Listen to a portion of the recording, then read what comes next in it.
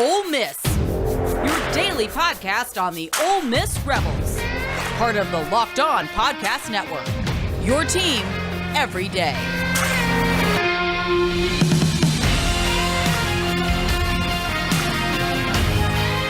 All right, good morning, everybody, and welcome to our signing day coverage of early signing day. 9 out of 12 signees have already come in. Also, thank you for making the Locked On Ole Miss podcast your first listen every day. We are free and available wherever you get your podcast, including YouTube. So do us a favor, subscribe to the YouTube channel, hit the bell for notifications, and of course, participate in the conversation by commenting below and upvoting the video itself. Some big names have already come in. We're still waiting on the biggest name, but 9 out of 12 have already signed, including Aiden Williams, the wide receiver out of Ridgeland, Mississippi. Currently, he is probably one of the top signees in the board with Kedrick Riscano. Both of those have signed. Kedrick Riscano is 6 foot, 205-pound running back out of New Caney, Texas. Aiden Williams, the heir apparent to that number 1 jersey. And I'm pretty excited about that. Last night, I actually got a couple of DMs, and even though we don't really do news, wondering if Aiden Williams was going to actually sign, because I think he has a party or something in mid-January. And I was trying to figure out when's the actual LOI going in, because he can't sign at that particular moment. But the LOI came in. He signed on early signing day. That's a big win for the Rebels. Brycen Sanders, the first player that came in. The first player that honestly was good to go. This is what he looks like. His card, I'm really impressed with these player cards, by the way. It's one of those things. He's a player that's versatile enough to play inside or outside. I think if you give him the chance outside, I think he would do well. He's an interior offensive lineman. I think he's projected that way. But we'll see exactly what happens with him when he gets to Ole Miss. I think he's a legacy. And he's really excited and was a linchpin tentpole of this Ole Miss class. In the chat, somebody says they think we just signed Santarine. We'll see exactly how that goes. Let's refresh this real quick and see if he pops in. Yes, Santarine Perkins has shown up on the signing list. This is the biggest signing in the state of Mississippi since Tony Connor, in my opinion. All the others are beneath them, but when it came down to it, Tony Connor is one of the greatest high school players that's ever played. Santarine Perkins is in that mold. So Santarine and Aiden are going to play in the Under Armour All-American game. I am working to be credentialed to cover both of those athletes. I don't care about the other athletes. I just want to see those two and report on the comings and going with them. Thank you, Chauncey, for letting me know about Santarine. So that's a big signing for Ole Miss. Did anybody else sign? No. So that is now 10 out of 12. The two that have not signed that were expected is Ahmad Brown, A.J. Brown, and Neo Avery. Those are the two LOIs that Ole Miss are currently waiting for from previously committed players. Now, obviously on signing day, there's always a chance surprises could happen. One has happened every signing day since Lane Kiffin has been at Ole Miss. I don't expect this one to be different. But the fact that Santarine Perkins, Aiden Williams, Jamarius Brown are all in the boat, we can all take a deep breath. So not necessarily negative drama is going to happen. Do we have? Shane Robinson asked, "Do we have a shot at Travis Hunter?" I need to know if he visits first. Georgia has a ton of money, and of course, Colorado has the advantage of prime. But if he visits Ole Miss has a chance.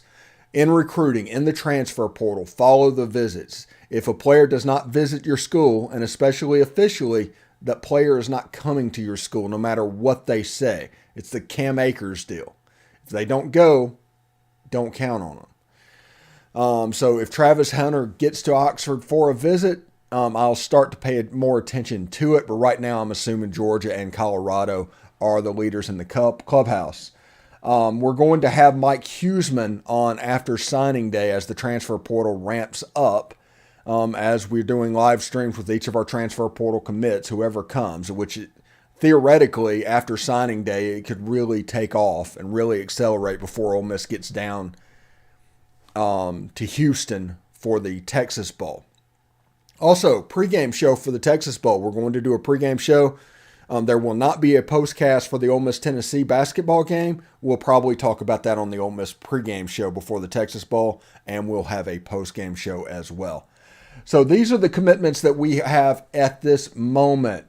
Jamarius Brown, defensive lineman out of Moss Point. I've told you in last night's release podcast, which was technically this morning's release podcast, we talked about him. He's a very good defensive lineman.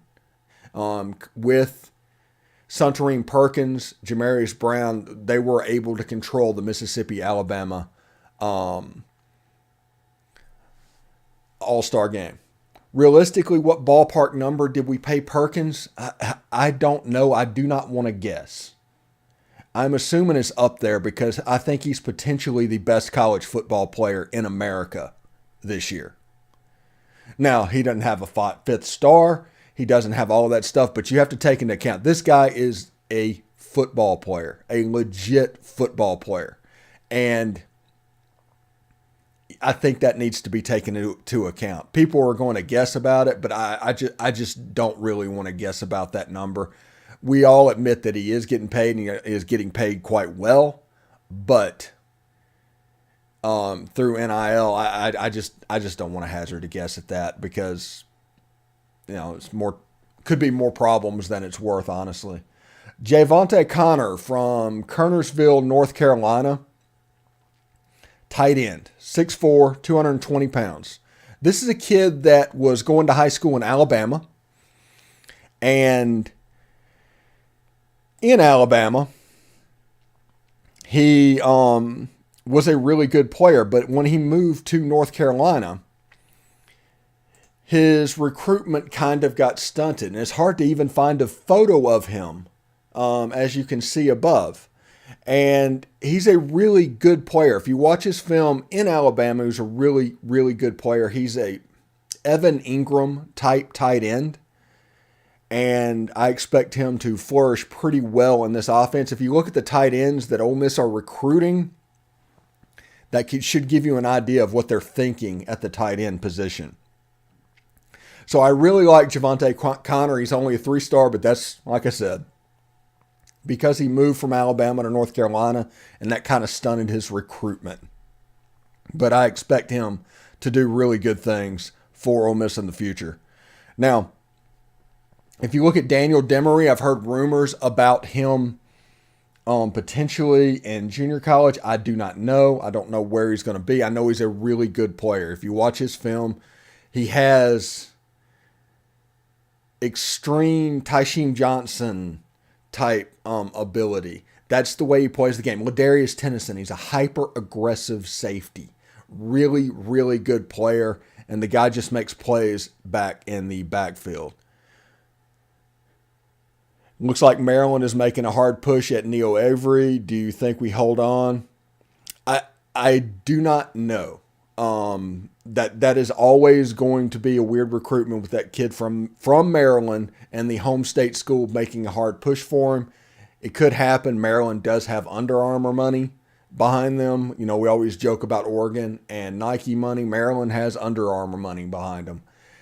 So we'll see exactly what happens with Neo Avery. Do we still have the quarterback from Florida, Davin Widener? That I do not know. He's a preferred walk-on. So I don't have the up-to-date information on him. Good player. A couple of walk-on quarterbacks we signed last year. Pretty good players. And I'm sure they were taking the go to Ole Miss and build up and leaving the transfer portal market into heart. So we'll see exactly how that goes. A player that I'm low-key excited about in this signing class and the LOI is in is Skylar Mann. And you look at him and he's at the bottom of the commit list. And he's at the bottom of the commit list because he's a little bit too small to be a linebacker. He's a little bit too slow to be a safety. But when you put a box safety in a system that we have, he is a perfect fit for that. It'll be interesting to see how he grows and the weight that gets put on about that. How does Suntarine compare to Nakobe Dean? Man, this is a huge pickup. This is from Chauncey. I think he compares very favorably. If you look at just football player, I think Santorin has the advantage.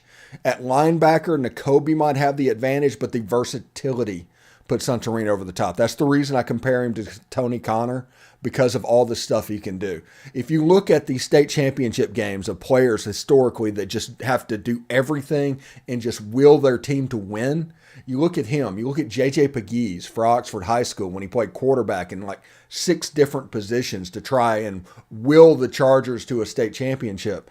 You've got Santorin Perkins, which Raleigh absolutely had no business winning that game. They won the state championship because of Santorin Perkins, essentially, because of everything that he did. Nakobe Dean, though, fantastic player. He's an elite linebacker. And he would be in that conversation whenever we have of GOAT of all time in the state of Mississippi. I'm there with Marcus Dupree and players like that. All of those guys deserve to be in the conversation for that. And like I said, a lot of it is the versatility that you get in high school football that you will not get in college football. But in high school football, Santorin Perkins absolutely dominated. His state championship game of 300 rushing yards, 2 touchdowns, 4 2-point conversions, and the game-sealing interception. Then he goes down to Mobile, Alabama, and does the same thing with 5 stars on the field. Was the best player in the game. We will see whenever he gets down to the Under Armour game if he's the best player on the field. I think there's a chance that could happen. And everybody looks at the ranking and sees what's going on. I think there's a chance he's the best football player in America. Unbelievable steal, Santorin Perkins. Also, Aiden Williams. I don't think we need to underestimate how big of a signing that is. Ole Miss obviously needs outside wide receivers, and Aiden Williams is that heir apparent for that number 1 jersey, in my opinion. I think he can do all this stuff. We've talked to John Garcia several times about it, and he talked about how Aiden's big enough to where he can just out-physically dominate you, but he's smooth enough to where he can finesse around you. He can beat you in multiple ways. And I think, and like I said, I have not seen many Ridgeland games, so I'm not aware of the talent there. But if there was a better quarterback at Ridgeland, you might have a top 30, top 40 wide receiver in Aiden Williams. Honestly, I think he is underrated. So that is my opinion on that. Now, today we are going to do this live stream 2 or 3 times. We're going to have one at 9 o'clock Central and at 10 o'clock Central. And then we're going to do a wrap-up show that'll probably be pre-recorded with Kara McCutcheon. That is our plan for today. And that wrap-up podcast will be the podcast tomorrow, because after today, I'm going to take a little break. Just heads up. And we will talk about what's going on. Now, the transfer portal is percolating as well. Jeremiah Jean-Baptiste, or Jean. Like I said, we're early in this relationship. Pronunciation, I'm not 100% sure of. Joshua Harris, big road grader, defensive lineman. Really position of need, and potentially one to where you can move a J.J. Pegues to another position, and all of a sudden you can make that defensive line a little bit more stout and solve a little bit of the physics problems that happens in this defense. So I'm going to refresh it real quick to see if any others came in. Like I said, somebody in here said that they're coming for Neo Avery. Like I said, I don't doubt that. I haven't seen Ahmad Brown at this point either. Those are the 2 that are out there. The unknowns that I don't know about, that I haven't seen, if something has happened since I am going. Look at that. We got our own spam bots. That's sweet. Just a second. Let me get rid of them. So when you look at somebody like A.J. Brown, Ahmad Brown, Neo Avery, those are the 2 main things that we're going with. And just a second.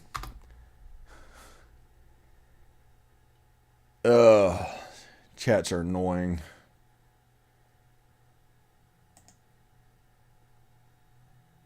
But anyway, if anybody's interested, apparently hot girls are waiting there. So we're going to talk a little bit about, I had to open up the chat room, so whenever they post again, I can ban them. But until they post again, I can't make them go away. So sorry about that. Neil Avery, AJ Brown, Caden Lee. Caden Lee is one that is kind of up in the air that we're waiting on at the moment. Who is going to be the surprise of signing day? Like I said, every signing day seems to have one. Kenneth Ford said Brycen Sanders was big. A lot of schools want him. Yes, he was the number one offensive lineman for Ole Miss. Not even close. Still is the number one offensive lineman for Ole Miss, and a superb recruiter for players as well. On signing day, who cares? Girls go away. Kenneth Ford with that, and absolutely. Yeah, if they post again, I'm going to filter them out to where they won't show up, Kenneth. So we're getting ready to stop this first signing day. We're at the 16-minute mark, and we're going to come back at the top of the next couple of hours with live streams of new news stories that's going on, as well as a end-of-the-day show. This has been a really good signing period. It's been a lot of fun. Mark Wells says, what about Trigg? Now, I've heard multiple things. I've heard rumors that Trigg was in good standing again. I've heard rumors that after the bowl game, he is going to bolt. I don't know what exactly is going on there. We need to see about Trigg. Now, how we act in the transfer portal towards tight ends and the fact that we're not overly fighting for C.J. Dupree, Jaheim Bell, those guys were able to kind of fall through. That makes me wonder if this situation isn't more up in the air. And Braxton Myers could be a special player. Shane Robinson says absolutely right. He's a physical corner in that Davison Igbinosun mold. Really big player. But we're going to come back in an hour. Well, not even an hour, about a half hour. And talk about signing day a little bit more. Any new news that happens, we will talk about it then. But we'll see what's up. So anyway, thank you for stopping by. We will do it all again at the top of the next hour. This has been the Locked On Ole Miss podcast live stream. Early signing day. Let's go.